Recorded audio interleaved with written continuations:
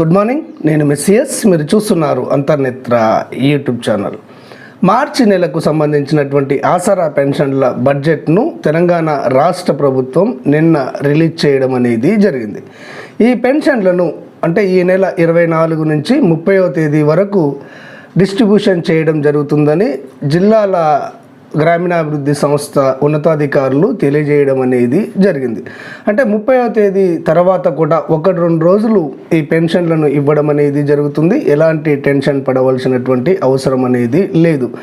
ఇక్కడ మనకు బ్యాంకుల ద్వారా ఈ పెన్షన్లు తీసుకునే వారికి నిన్ననే ఈ బ్యాంకులలో ఈ పెన్షన్ డబ్బులను డిపాజిట్ చేయడం అనేది జరిగింది.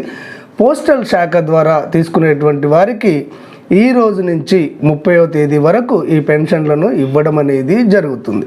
ఇక్కడ పెన్షన్లు తీసుకునే సందర్భంలో ఇక్కడ వృద్ధులు కానీ వితంతువులు కానీ ఇతర కేటగిరీల వాళ్ళు 2016 రూపాయలను 16 రూపాయలతో సహా అడిగి తీసుకోవాలని, వికలాంగులు అయితే 4016 రూపాయలను 16 రూపాయలతో సహా అడిగి తీసుకోవాలని జిల్లా ఉన్నతాధికారులు తెలియజేయడం అనేది జరుగుతుంది.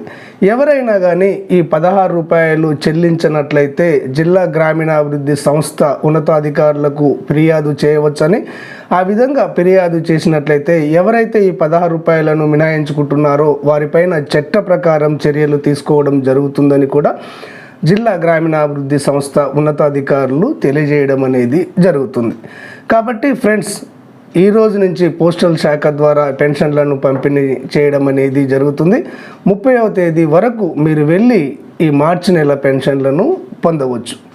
ఓకే ఫ్రెండ్స్, క్లారిటీగా అర్థమైంది అనుకుంటాను. ఈ వీడియో మీకు నచ్చినట్లయితే అంతర్నేత్ర ఛానల్ను సబ్స్క్రైబ్ చేసుకోండి. ధన్యవాదాలు.